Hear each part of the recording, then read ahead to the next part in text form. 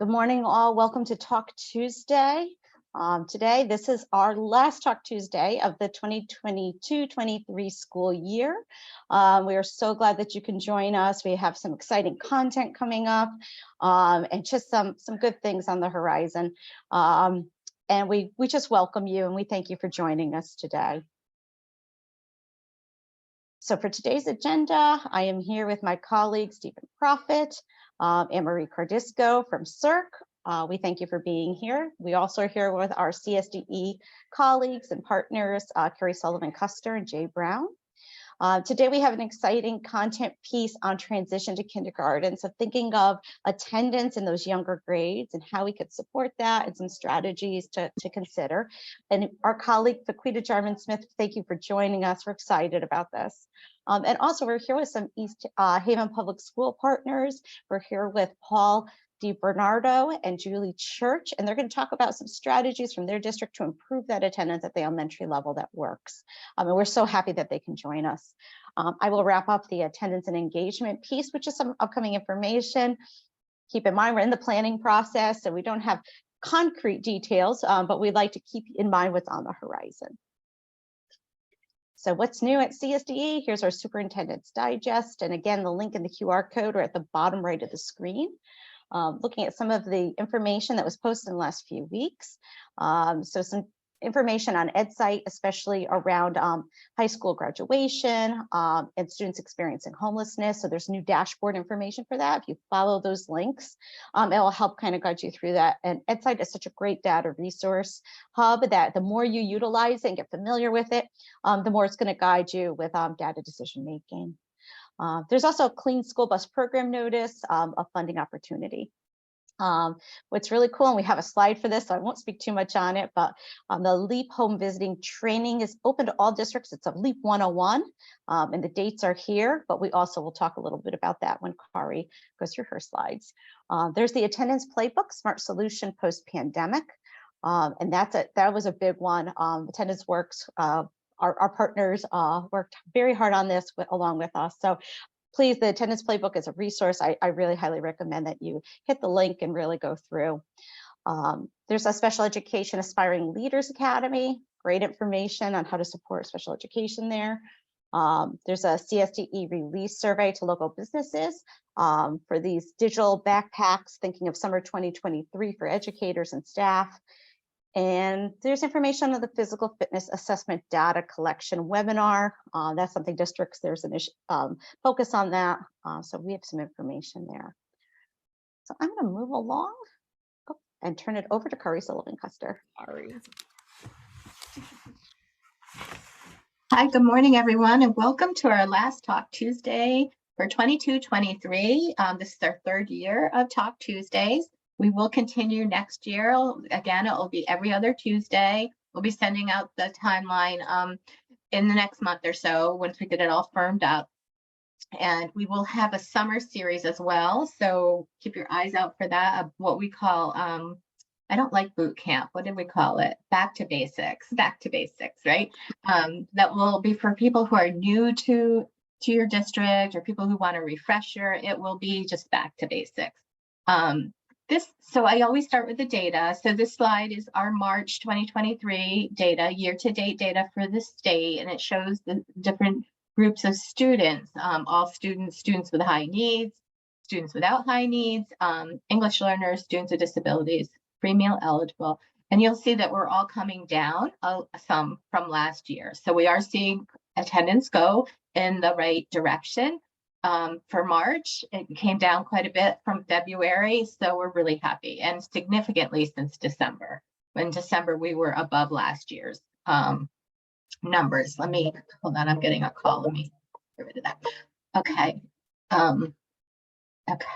And so I encourage you all to visit this site to get your own monthly data for your schools and your district. In fact, for March, they started to post chronic absence rates by school and by grade by school. And so if you go to this QR code or one of these links, you will find this list of data files that you can download.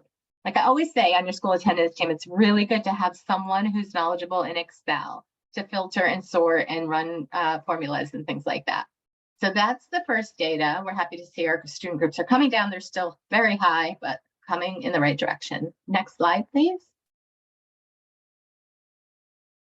And this just shows where we are compared to last year. And so last March, we were at 24.4, we're at 22 now. So you can see we're doing a little better now than we were last year. Next slide, please. And this is a grade level trend. And what I looked at for this graph was March of 2022 for kindergarten was at 27.7 last March.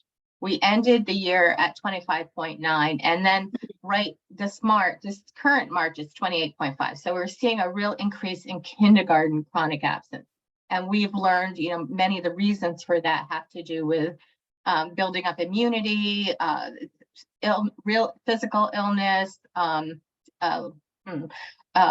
impact from the pandemic and detachment from families, and not accustomed to being away from their family as much. These are our pandemic babies who didn't have play groups and who didn't go as preschool as much.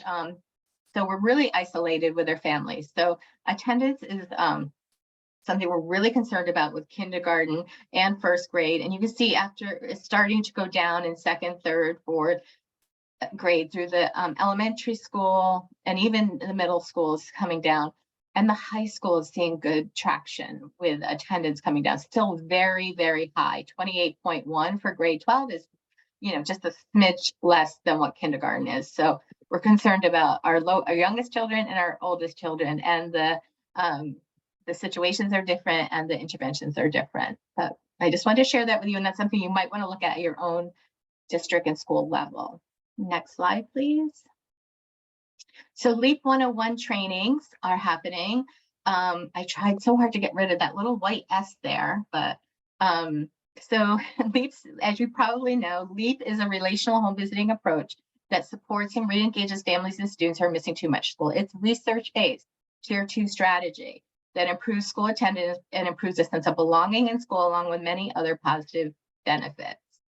There's some upcoming virtual trainings on how to conduct LEAP home visits.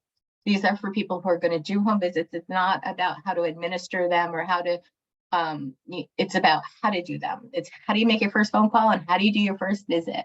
So our first one is on May 30th. That's a typo there. It's May 30th and June 5th. This flyer over here is correct.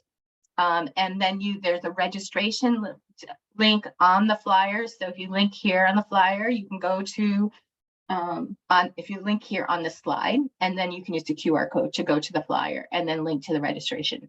It is hugely popular, both in state and out of state. It was mentioned on a national webinar with Hetty Chang, and we had people from California, Ohio, Illinois, North Carolina, lots of different states are interested, but even more important, we have lots of districts who are sending multiple people. So they're creating teams of folks who understand the LEAP approach, and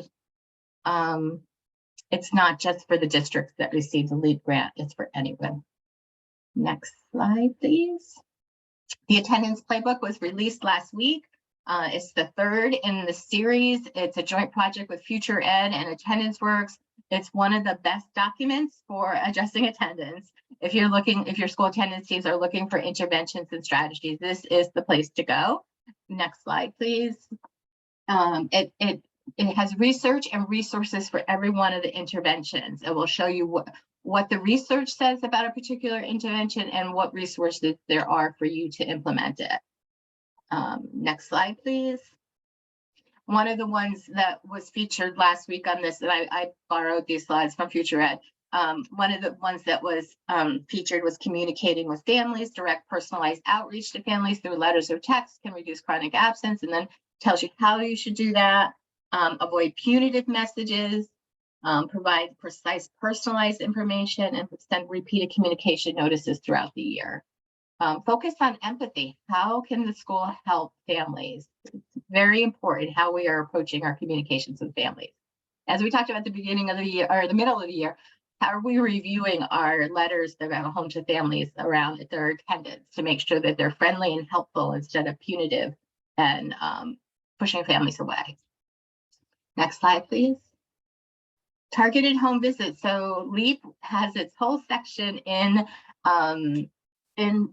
the attendance playbook. I'm smiling because I'm really excited about that our LEAP efforts have had an impact. This is strong, not promising. There's strong evidence that shows that LEAP home visits work. We reached 8,700 students in the first year in 15 districts, and it led to a 15% point increase in attendance after 6 months. There was a 4-point increase in attendance after the first month, and then up to 15 to 20% increase in 6 months after the home visit. So that's very exciting for Connecticut to have that feature. Next slide, please. Instruction that matters. This is key to our 12th graders and our 11th graders. If we don't have instruction that matters to them, they're not going to come to school. They don't see it helping their future. So that is another recommendation in the playbook. I just wanted to highlight a few. Students became more engaged when they believe what they're learning matters, helps students see the relevance of lessons, connect to a student's culture, offer a viable career track, offer students a voice. They featured Connecticut's Voice for Change, which was the commissioner's program where students were allowed to determine how to spend $1 million in ARPA funds. And it was a challenge where students won, and we are implementing those programs now. So we're really proud to have that mentioned in this book too. The next slide is, oh, that's it. Is that it? Okay, I think that's it. I thought I had one more slide. Okay. It's okay. I could go back and look, but we could also do it at the end. No, that's it. But well, I'll just mention the last slide that was rethinking truancy. This is new in the catalog. Rethinking truancy. I think it's the only practice in there that doesn't have research to cite that truancy works, like a punitive truancy approach works. And it shows that there's important research that just came out of California that shows bias and unexcused absences. So I encourage you to read about rethinking truancy when you go to the guidance document. So with that, I'll turn it back to Christine. Thank you, Christine. Thank you so much, Kari. We'll make sure to get that slide into the PowerPoint, and then when we send it out, you'll have that information there as well. Excellent. Thank you. Thank you so much. So I'm very happy to introduce my colleague, Paquita Jarman-Smith, who is going to be talking to us about thinking about how transition into kindergarten, we can support that with that attendance lens and how important that is. So Paquita, I'm going to turn it right over to you. And if you need me to turn to the next slide, just let me know. Okay, ready for the next slide. Thanks. And I really appreciate being here with you all to talk about transition to kindergarten. I'm an early childhood person, from home care provider all the way through center-based college instructor. So I'm really happy to be here with you to share some tips. And I really appreciate Attendance Works focusing early childhood and kindergarten. So Chris, we're going to listen to a little bit of this video just to set the stage. Some things that other folks are doing around the country to get kids focused on attendance for kindergarten.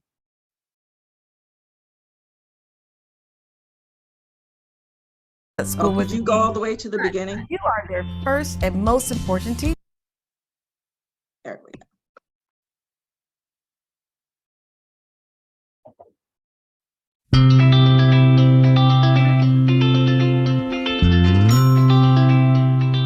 For a young child, learning happens in everyday moments, both at home and at school. I love when your child is at school with me, but you are their first and most important teacher. As a parent, you want the best future for your child. You probably already know that coming to school on time every day, starting in preschool and kindergarten, is important for learning. Just like parents need to arrive on time for work, children miss out when they arrive late or not at all. Did you know that missing just 2 days of school a month prevents children from learning the skills they need to learn to read, do math, and work together with their classmates? Children who miss more than 2 days per month struggle to pass their high school classes and are at a high risk of not graduating at all. Setting a regular sleeping and waking routine, making appointments outside of the school day, and sending children to school except if they are sick are important steps a family can take to support your child's success. Creating a backup plan with your family and friends To help get children to school is a great strategy for when the unexpected happens. If you have concerns about getting your child to school, please reach out to your teacher. We can help. You and me are in this together. Just a little something from me to you. For more information, visit Okay, you can stop it now. www.lansingschools.net. And so this little clip is just an example of how you can begin to engage families right away, early on. If you're in an early childhood program or if you're in a kindergarten program, just thinking about how you're going to express the value and importance of kindergarten as well as attendance. So we're going to go and talk about some partnerships and some relationships and some of the things that Attendance Works provides. During transitions, partnerships among schools, families, and community come to be even more essential than they might be during other stages of children's development, especially that transition that we're talking about from early childhood, preschool to kindergarten.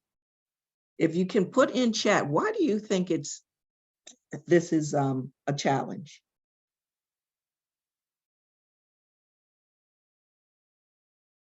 What's different about this transition to school?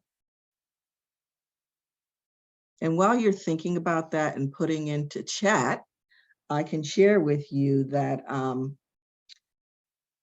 there's a different dynamic, that's more family focused and early childhood programs.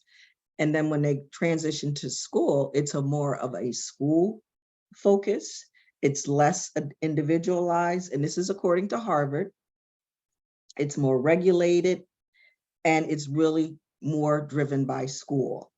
And because of this, parents experience a shift. They feel the separation from those people who supported their child for 3, 4, and 5 years. So we really want to be thinking about the family and how they may be feeling a loss, or they might be a little skeptical about the kindergarten.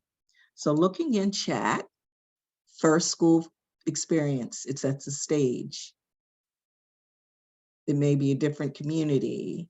For many K students, it's their first time. You all got this. So with that research in mind, we really want to be helping the families to feel comfortable and have exciting things to make them feel that sense of belonging and welcome. So we can go to the next slide with some considerations. In Attendance Works, attendance each and every day is important as a consideration. And I had one of those COVID babies. My grandson, he's 7 now. He went to school at the end of pre-K into kindergarten. And we were on Zoom. Then he went to first day.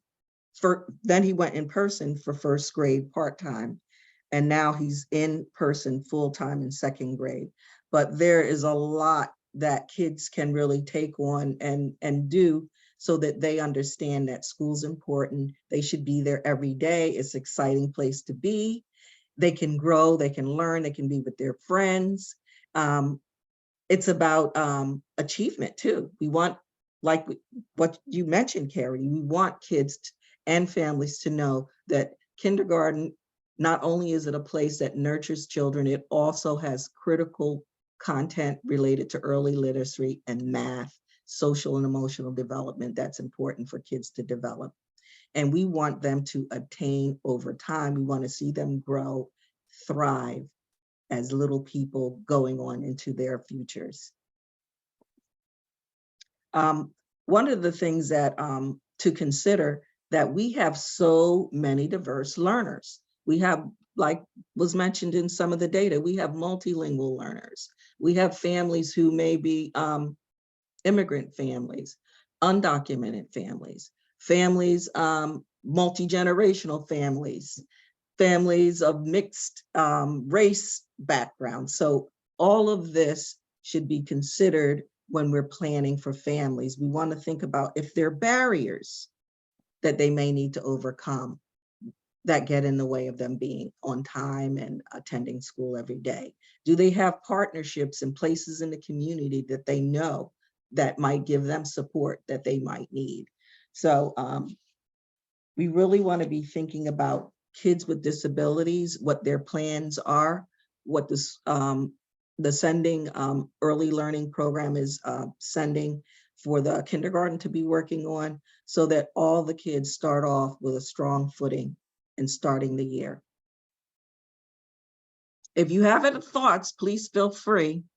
Do you think this lets me turn the slides myself? No, it doesn't. All right. Sorry, Paquita, if you wanted me to stop sharing and you could share, No, just let me know. go ahead. Okay. No, go ahead. You can go to the next one. So getting back to thinking about COVID-19 and the impact that it had on our society and on our young children, we are seeing a severe impact in some Black and Latino students, students with disabilities, and multilingual learners. And this is because of the health disparities, societal health disparities. So we want to be thinking about that. I have a child that has severe asthma. So that has an impact when it comes down to attendance. And like Kari was talking about, how they're building up their immune systems now. And there were times when some families felt that when the vaccination came out, they weren't ready for their child. So we really want to be thinking about what it's going to be looking like for young children with that backdrop of COVID, where kids were not with peers, not playing with friends. They're a little bit dysregulated, a little bit, anxious to be around their friends and to play. So we want to be thinking about our society and our systems and how we're going to be managing COVID. Luckily, we're getting toward the end of it, but it may play a role for some of these groups who might have some health things to consider. Okay.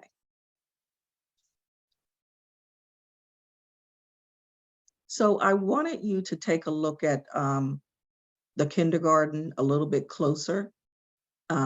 Over time, the trends from 2017 up to 2022.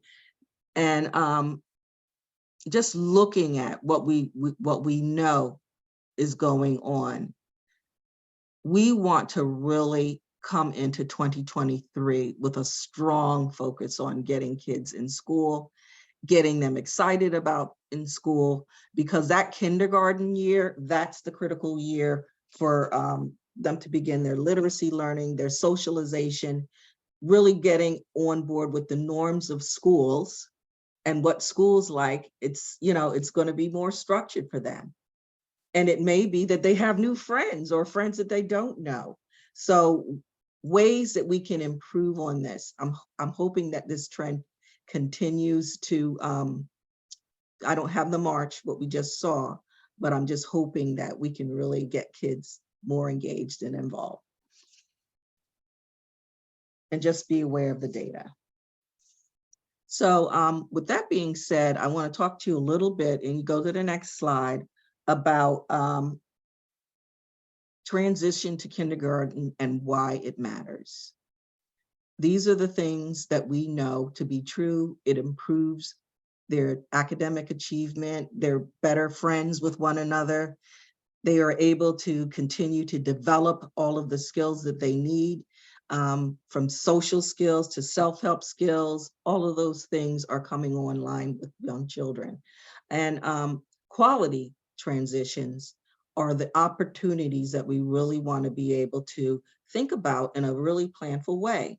So starting an early childhood program, when I was in administrator, we thought about kids going on to school. We wanted to have resources for the families to know who the neighborhood schools are, who the magnet schools are, so that they would know what their choices were. So that communication should not just be on the hands of the early programs, but also the school programs working together. helping families understand what the curriculum's about, what the expectations are. You know, sometimes parents worry that their kids aren't going to be ready for kindergarten, but any child that is of the age requirement is going to have a great opportunity for kindergarten, and they should go. They should not be held back unless there's other circumstances. Okay, so go to the next one. So these are some of the things that the Harvard studies show that parents are looking for guidance. They're looking for the kindergarten expectations. They want to know what that curriculum that is about. And they need to know about the attendance requirements too, as well. I have the school calendar at my fingertips. I know you can't see this, but you want to know, what's the school year going to be? When are the times when we can, you know, take a break, go on vacation, plan for time away, plan for the professional learning.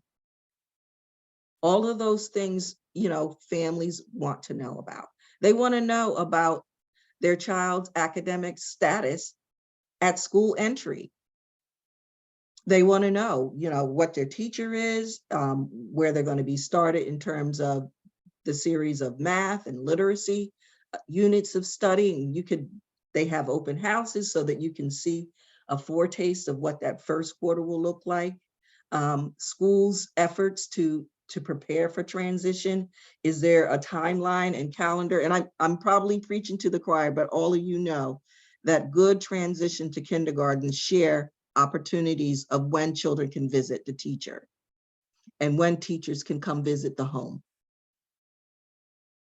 So, you know, I see flyers, posters around town. There are even billboards in some communities, just so families can know what's coming and what they can be prepared for. And what parent groups they can join to share and network and collaborate with. So with that said, let's go on. I wanted to talk about how there's so much collaboration and relationship when we're talking about young children.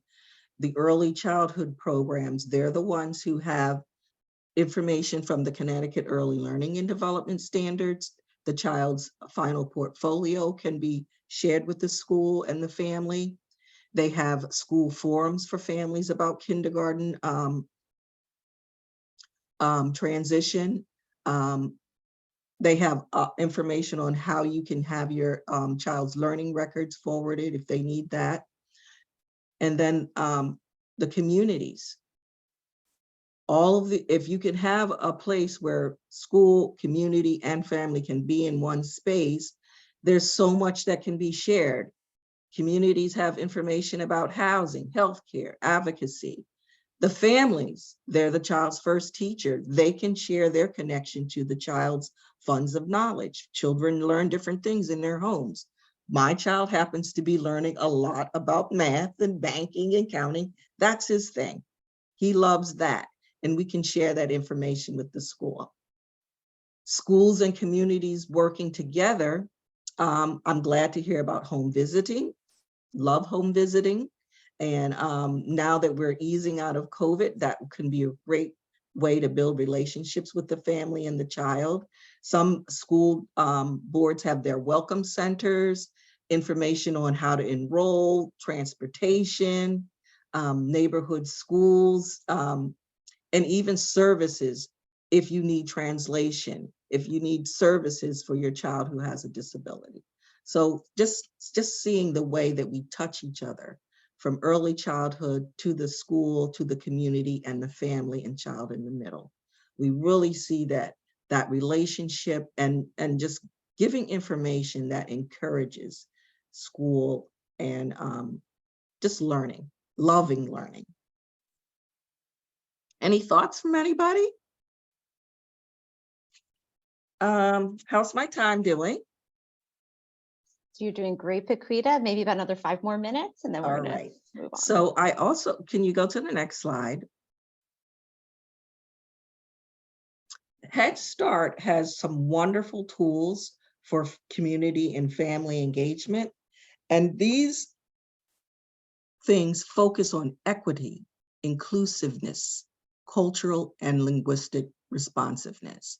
So the program foundations, we're looking at the yellow bar where you have program leadership, professional learning, and quality improvement, which really is going to really have an environment that's going to be great for children's learning. A great component is also the impact, looking at impact areas of enrollment, partnerships, teaching and learning, community partnerships. Even when you're thinking about those partnerships in the community for families, really think about the impact of before and after care and whether or not they have the meal programs. Those are the kinds of things that are going to increase engagement for families and ensure that they feel that they have equitable access. The family outcomes of well-being, positive relationships with themselves and their child. You can be thinking about families as lifelong educators and building on their strengths, as well as making some clear connections for families so that they know and are sure that their children are going to be safe, healthy, their learning is going to be addressed, and that you're going to see that family as a strength for the community. So this tool, I put it in the back for the resources. If you want to get into each of these categories, they can give you a better in-depth explanation, but I do like this engagement framework because it marries what we have here in Connecticut, our family engagement partnership. Okay, next slide. So this is where you can help out. I've been talking about planning transition activities in a general way, but it's important that we plan and are thoughtful about what it's going to look like. And think about it, there's calendars at Attendance Works. You can think about planning for transition to kindergarten well beyond right now in May. You want to be thinking about, when can I get the attention of these families? When do they need to know about their medicals and all of those things? So you can start periodically. You can start in the fall, do something in the winter, and in the spring is where you really keep up the momentum. So what would this plan look like? What are some transition activities that you all are using to support families? If you could put some of those in chat. Oh, thanks, Carrie, for putting in that year-long planning. And it's great to get input from families as well, because we want to find out what they need and what their, it could be some barriers or, just opening up to communication from families. You just want to have a place where they can just, ask questions, know who the contact person is in your program, in your school, and in your district.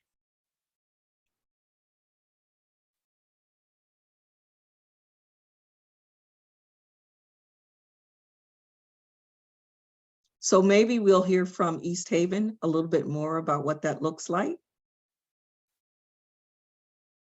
So can you go to the next slide?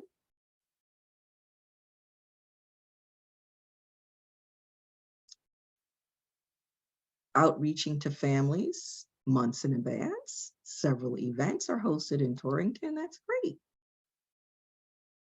And so what's really good about the site level practices through Attendance Works is addressing attendance right from the front, right from the start in your transition activities, even if it's just like a meet and greet or a play where the teachers observe children. You might have some little, some people might have these little characters that they dress up to welcome kids, to give the kids a high five and let them know that you're going to get your own calendar chart of perfect attendance, and that'll be a goal for you. Just making it more fun for kids.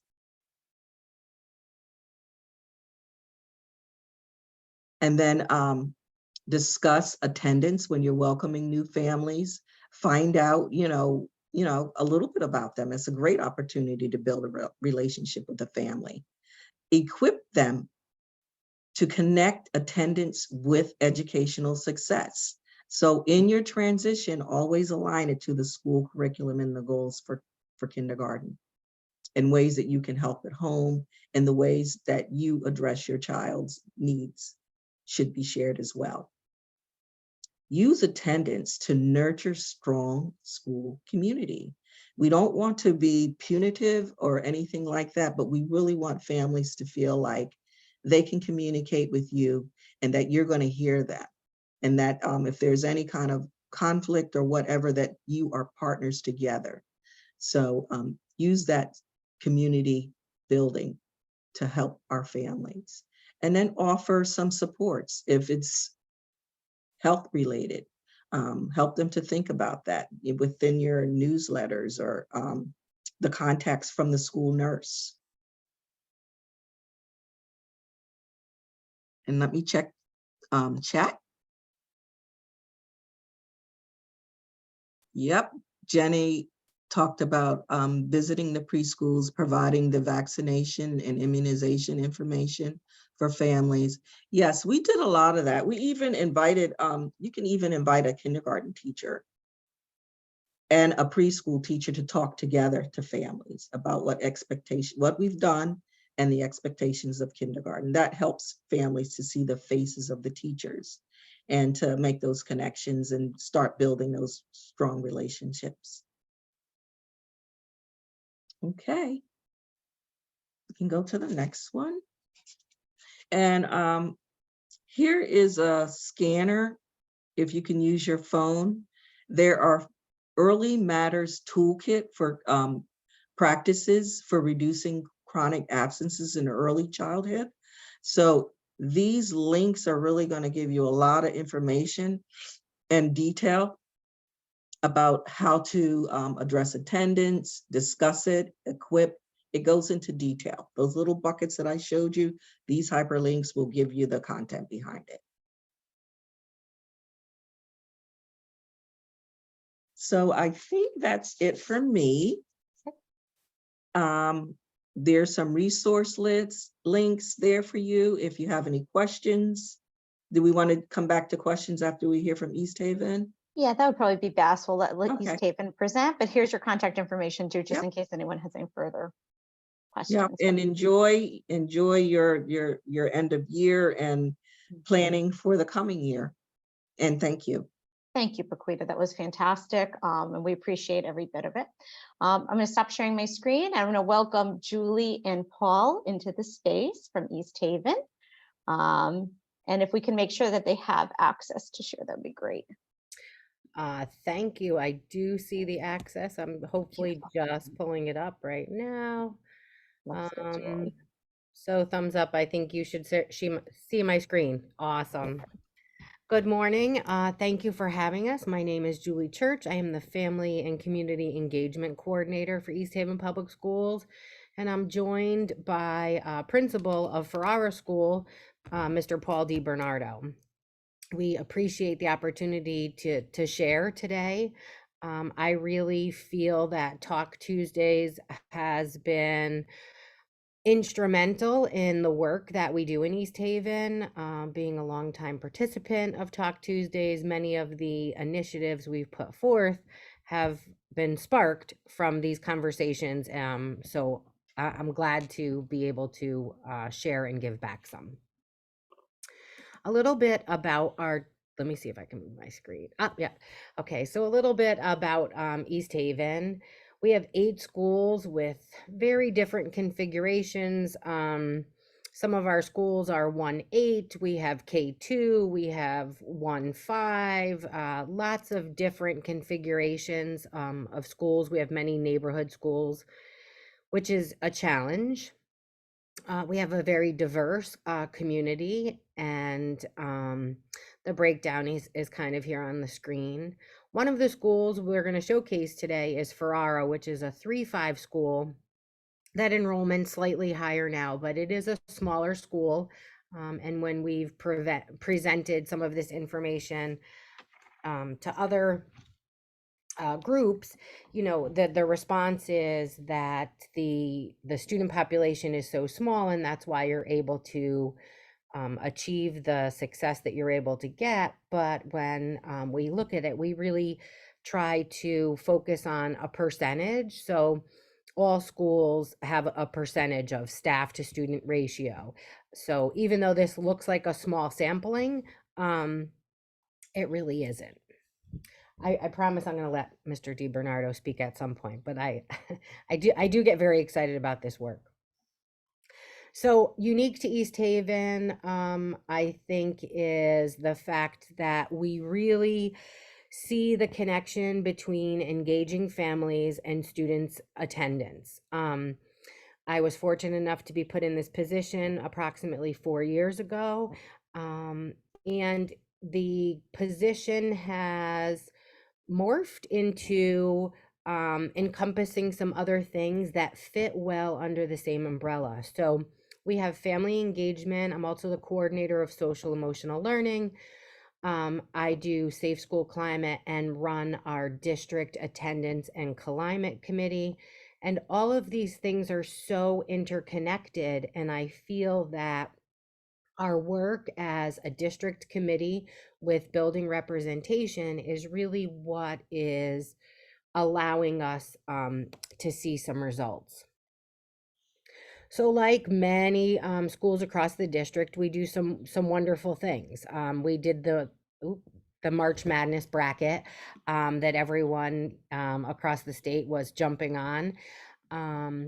Very successful. Our March attendance, and I'm sure that we see probably a trend across the state with all of the attendance initiatives, really showcased what can be done in engaging students. I'll let Mr. DiBernardo speak to that, because he not only had a winner, but he found a way to recognize improvement of classes, not just the one who had the best attendance for the month. We also do the monthly recognition. We have our families in, we recognize students not for perfect attendance, but improved attendance. We have changed Board of Education policy in alignment with state statute and guidelines, but to make families aware that an attendance is that an absence is an absence, and whether excused or unexcused. There's always such confusion in public education with our families feeling that they sent in a doctor's note and this should not count. We're putting forth some plan for the future as a result of that. So with our back to school nights coming up, we have created a video clip that explains attendance and the difference between what's reported as excused and unexcused, but also the understanding that every absence is an absence. If you're not here, you can't possibly be learning. So spending some time honoring families on their participation and their support in getting their students to school on time. One of my favorite things to talk about from this year is we partner with our high school culinary department a lot for incentives. Our kids are amazing cooks. They make the best croissants I've ever had. And we offered bacon and egg sandwiches in our parking lot as families dropped off in the morning, thanking them for getting their kids to school on time. And it was hard to, turn that cart around once the student was going to be late, but those that got in on time, every parent who dropped off got an egg sandwich. The feedback was just tremendous. It's all about relationship building for us. So when students are past the 18 days, no student's attendance doesn't matter, no matter where they are, no matter how many days. Every meeting we have, we put out a fresh start initiative. Here's where we are. What can we do to support you as a family? And what can we do to support the student?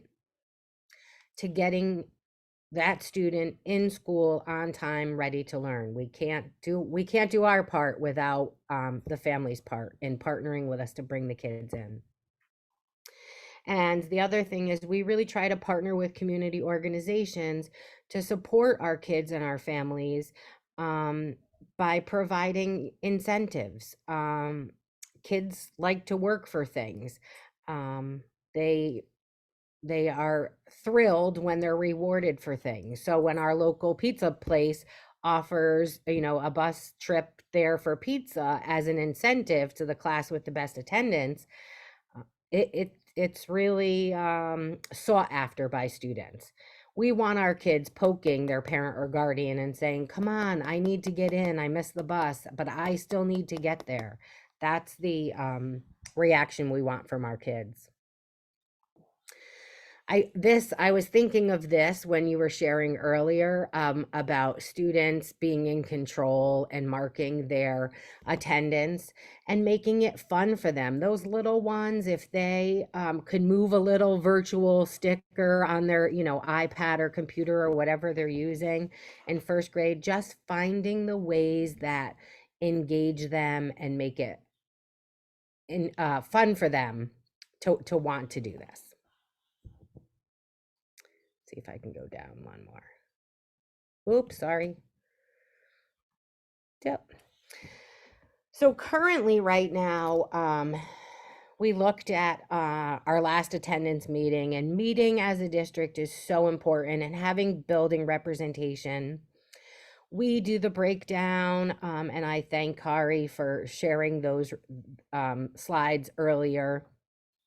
We really tried to look at our EL population, all of our subgroups, and we've definitely noticed that our students identified under IDEA are much higher than our regular ed population right now. And not that we can't change that. And this is what I shared with our building administrators most recently. We can't change where we are.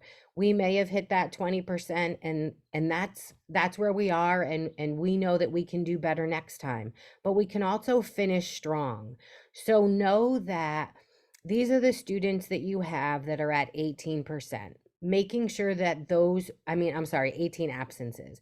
Making sure those students are still engaged, making sure those students on the cusp are still engaged. What are the things we can do to make that happen? And when we talk about what we can do, again, I'm going to reiterate something I heard earlier, because we learn so much from each other, and sometimes we need to hear it many times. But some of those suggestions: keeping instruction engaging and student-centered. So those were that we sent out a challenge to our administrators. We gave them a few suggestions. Provide more hands-on learning opportunities. Create classroom attendance challenges. Incentivize staff attendance, because we lead by example. Students realize if my teacher's out all the time, school might not be that important. So the same way we're incentivizing student attendance, we need to be doing that for staff. Uh-oh, I don't know what happened. Sorry about that. Ooh, make that go away. I don't know why that came up. Let's see. 1 second. I'm sorry. It's underneath the bar at the top. I can't move it. Okay, I do apologize. So where was I? Oh, incentivizing for staff and students, and plan high interest experiences on critical days. Fridays are tough. We know that. As the weather warms up, Fridays and Mondays, families take long weekends. What can we put in place? What can we bring in? What hands-on learning can we share with students on Fridays and Mondays to keep them engaged? I think I want to let Mr. DiBernardo share, but he's found a way on his Wednesdays to work with the food service. So I'm going to turn it over to him for just a minute and then jump back in, because if not, I could just talk about this stuff all day. Mr. DiBernardo. I'm going to.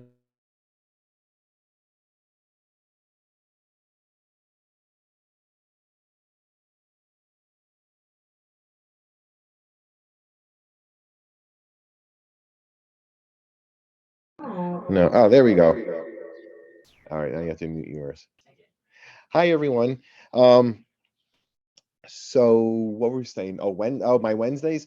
So a couple of weeks ago, we were going out. Our district was going out for a food service bid, and I was sitting on that committee, and we were talking about food services and things of this nature. And through the course of our discussion, I'm sitting in this meeting, and I'm secretly texting my secretary, who's back at the school, and I'm doing, Marge, do me a favor, and I have her run some numbers, and come to find out, and my hunch was true. Our attendance on Wednesdays is noticeably higher than than the other 4 days of the week. And Wednesdays are the one day at my school that we serve hot breakfast. And so then I started thinking about, so then and hearing the conversations, because I always greet the kids off the bus and they say, Mr. D, what's for breakfast today? And they know that on Wednesdays they're getting a hot breakfast. And the best part is on Tuesdays, if that following Wednesday we're having bacon, the cook starts to cook it Tuesday to pre-cook it a little, and the whole building smells like bacon. All right. And man, and the kids are like, oh, I can't wait to come to school tomorrow to get their bacon sandwich. And so I was talking, I says, geez, the woman's name that runs our food service is Linda. I said, Linda, I go, next year, I says, could we possibly work in some more hot breakfasts? So, I'm kind of, speculating optimistically that, we're going to have even better attendance, and I'm probably going to put on a few pounds as well. But it's a small price to pay for the students showing up. And one of the things I was wanted to share with you, getting back to, I don't know if you could see, when Julie put this up here, and this was actually created during COVID when we were doing a lot of virtual learning, and we had to come up with like a virtual attendance chart. And we actually still do this. We actually still do this even though we're fully back in school, and we use it as a tiered intervention for our attendance.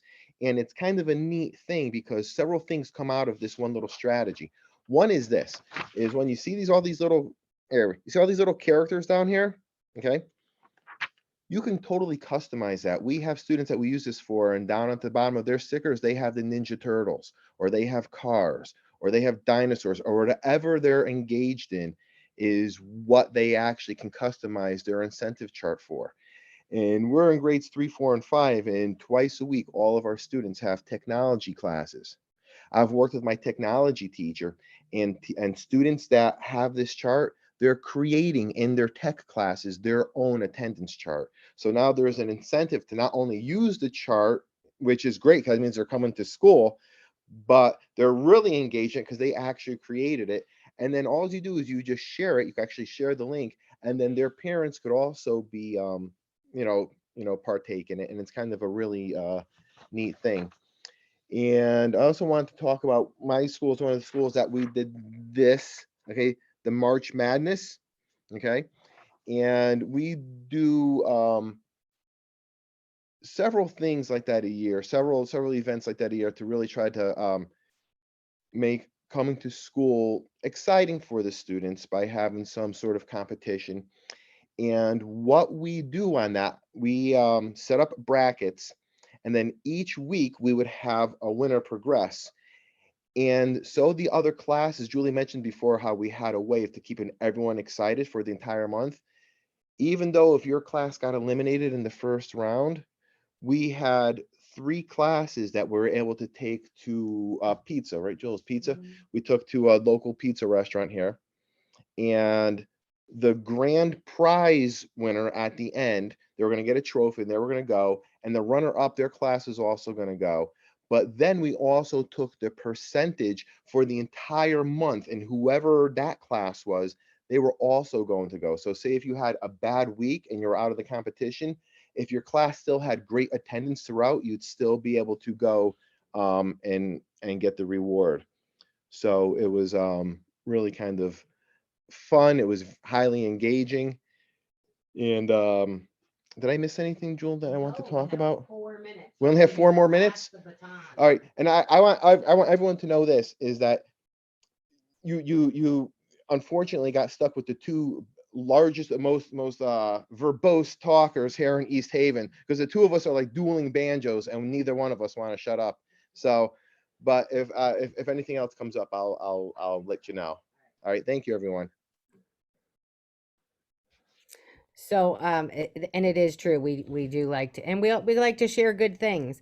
While I still have this slide up, I do want to showcase the reason why Mr. DiBernardo was selected to speak with me today.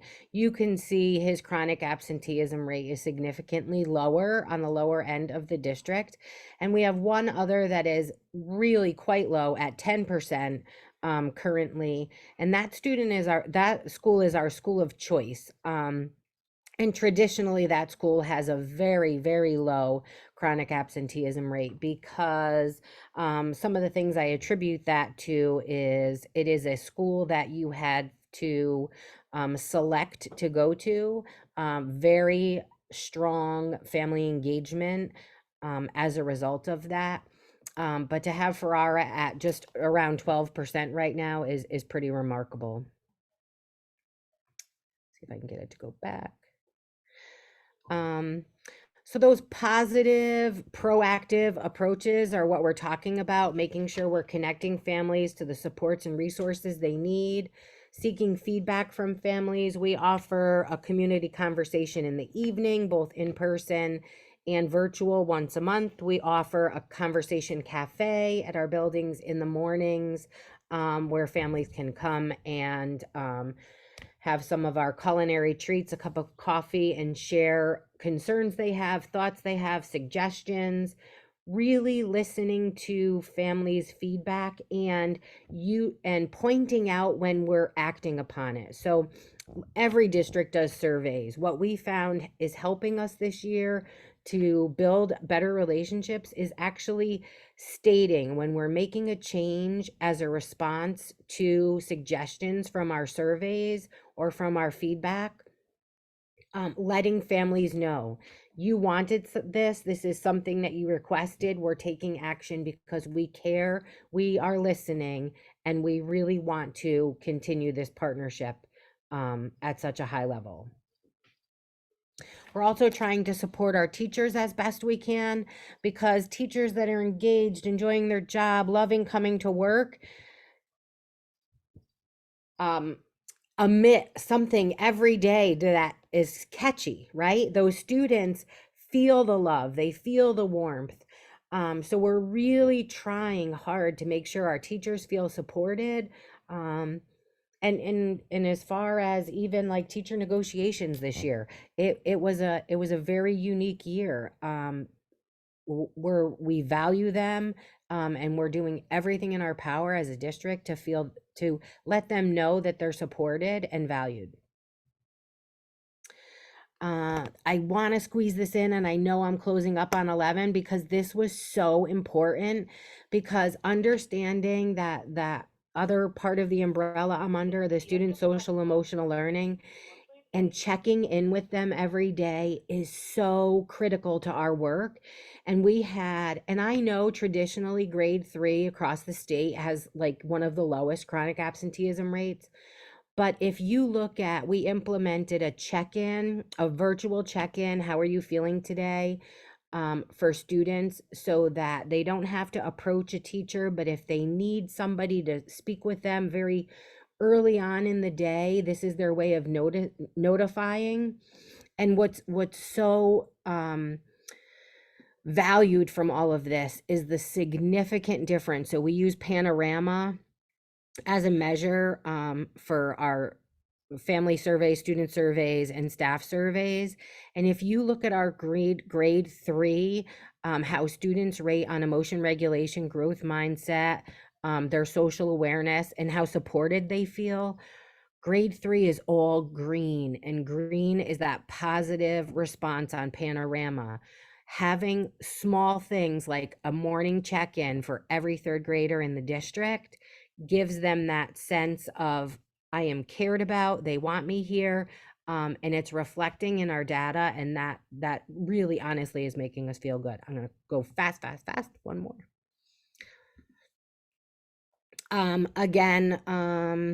Whoops, that was that.